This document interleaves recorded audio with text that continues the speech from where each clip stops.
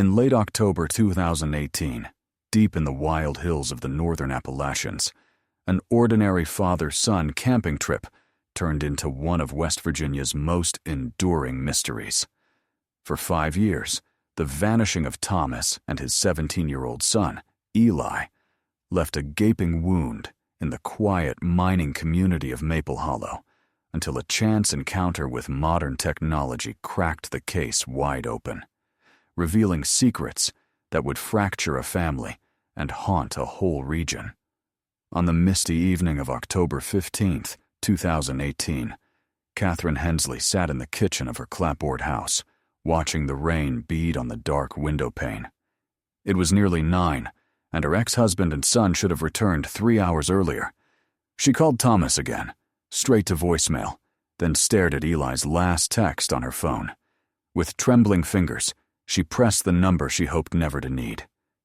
The Maple Hollow Ranger Outpost Emergency Line. Maple Hollow Ranger Station, this is Officer Briggs. My ex-husband and my son. They should have been back from Cranberry Lake by now. They're not answering their phones. Please help. 3 days earlier, Thomas Hensley had embraced Catherine on her worn front porch, promising, "Back by Sunday at 6, just like always." 3 days by the lake. Eli's been talking about it all fall. Eli's excitement sparkled brighter than the autumn leaves as he helped load the battered red truck. Neither of them knew it would be the last time Catherine would see her family alive.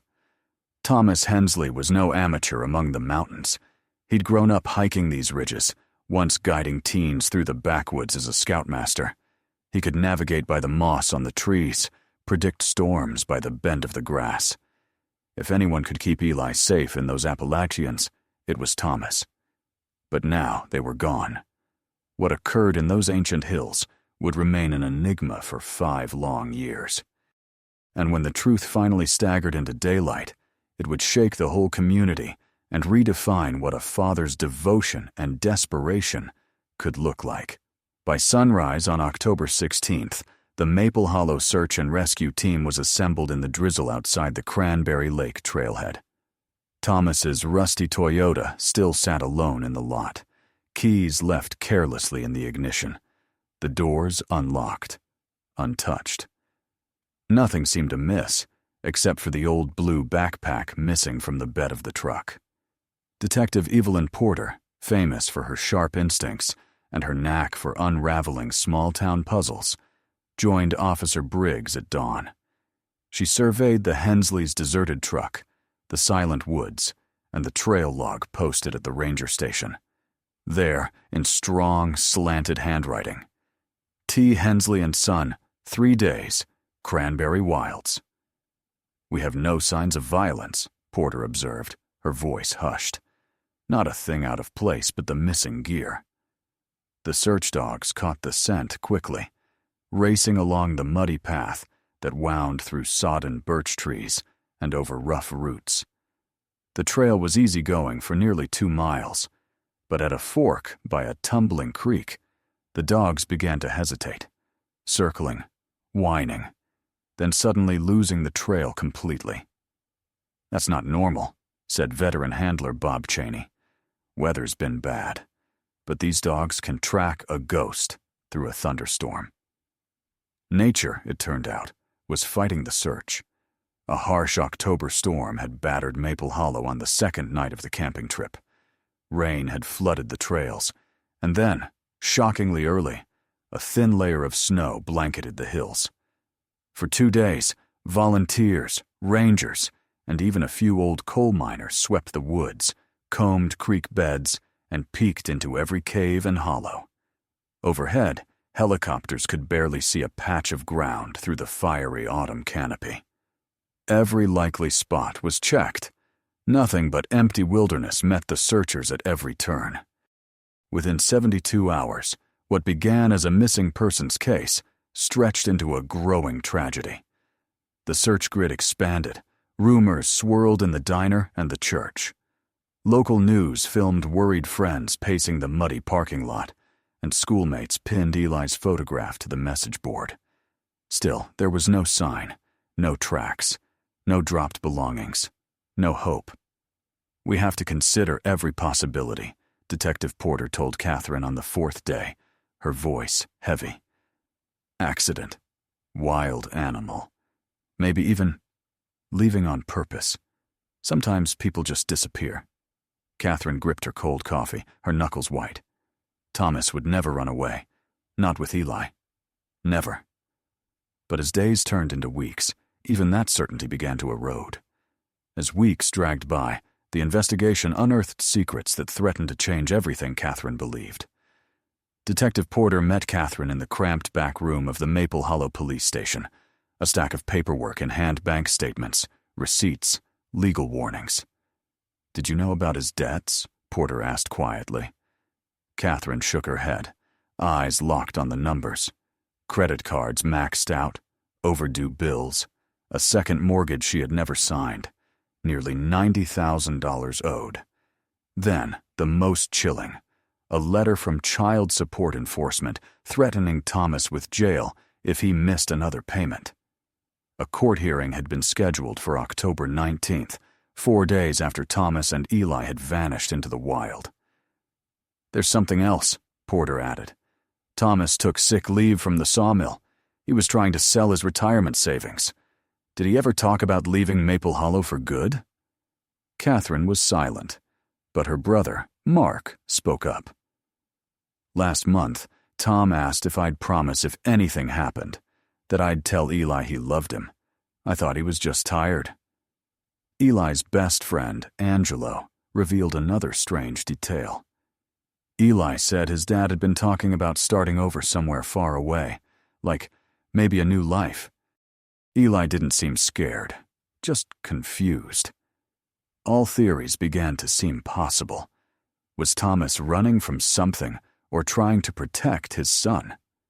The townsfolk argued at church suppers. Local reporters camped by the trailhead, waiting for any clue. Meanwhile, Catherine refused to let go. She hired a private investigator who hiked every abandoned coal road and logging trail in the region, but turned up nothing new. She organized monthly search parties, braving freezing winds and summer heat alike. The mountain seemed bent on keeping its secrets. For 2 years, Catherine and the community clung to hope. But by the third winter, even the sturdiest believers had begun to accept the unthinkable. Thomas and Eli, lost to the endless forest, would never come home. In March of 2023, a discovery more accidental than deliberate finally cracked the silence surrounding the Hensleys' disappearance.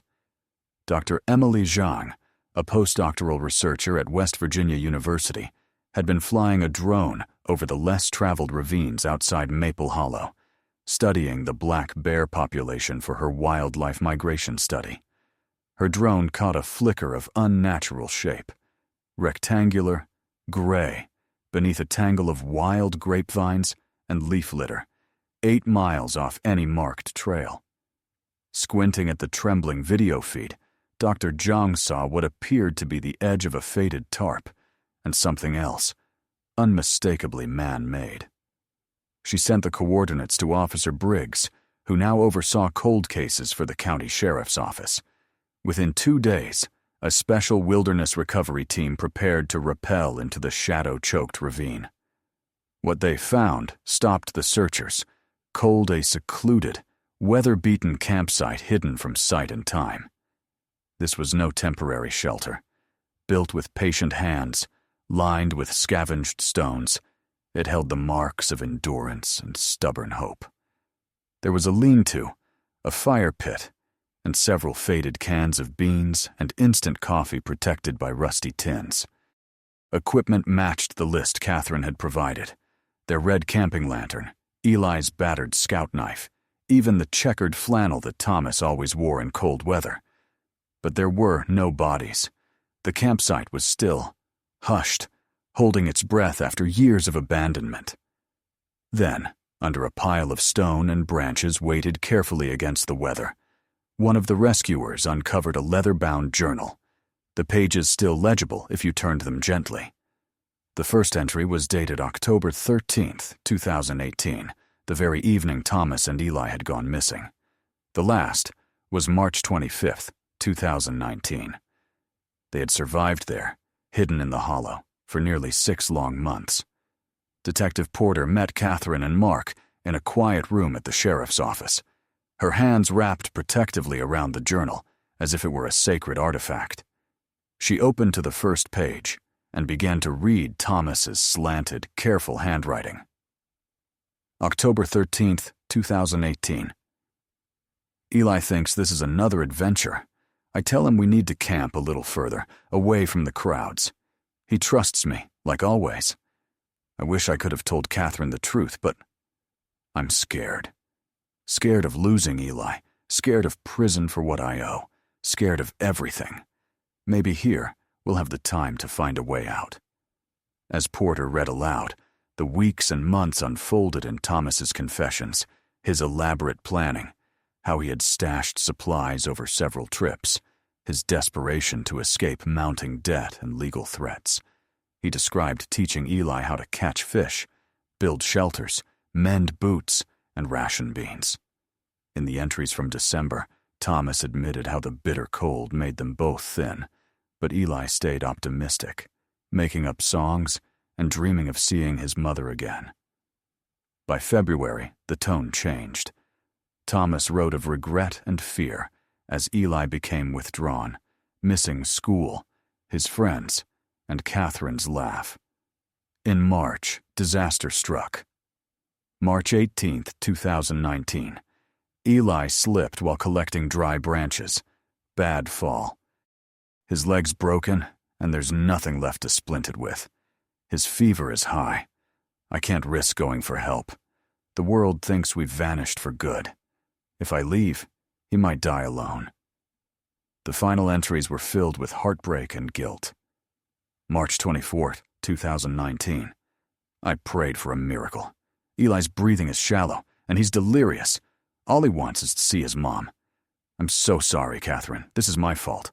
I thought I was protecting him, but I took everything away. The last page, dated March 25, 2019. Eli is gone. I buried him under the ash trees where the sun breaks through in the morning. I don't want to go on. If anyone ever finds this, tell Catherine I love her. I'm sorry. A hush fell over the room. Detective Porter closed the journal and placed it gently in front of Catherine. The truth was finally known, but the pain was fresh, raw, and endless.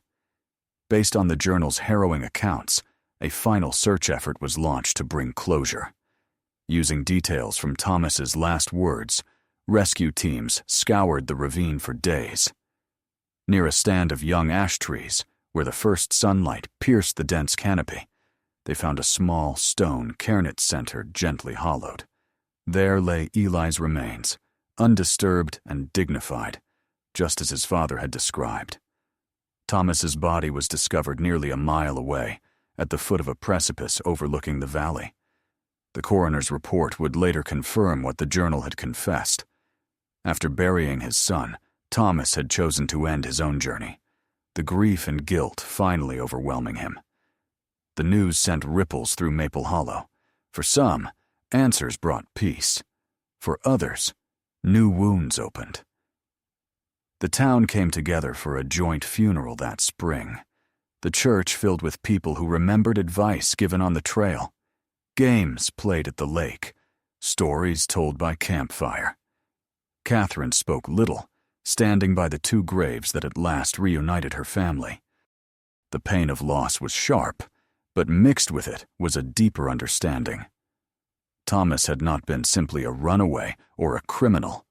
He was a man broken by fear and love, who made a desperate, terrible choice. Months later, Catherine established the Eli Hensley Memorial Fund, using sympathy donations and unsought insurance money to help children of struggling families experience the Appalachian wilderness safely. She also volunteered at local support groups, quietly counseling people through hardship and loss. As autumn returned to Maple Hollow, the wind in the trees sounded much like a sigh. Some secrets, it seemed, only the mountains could keep for so long.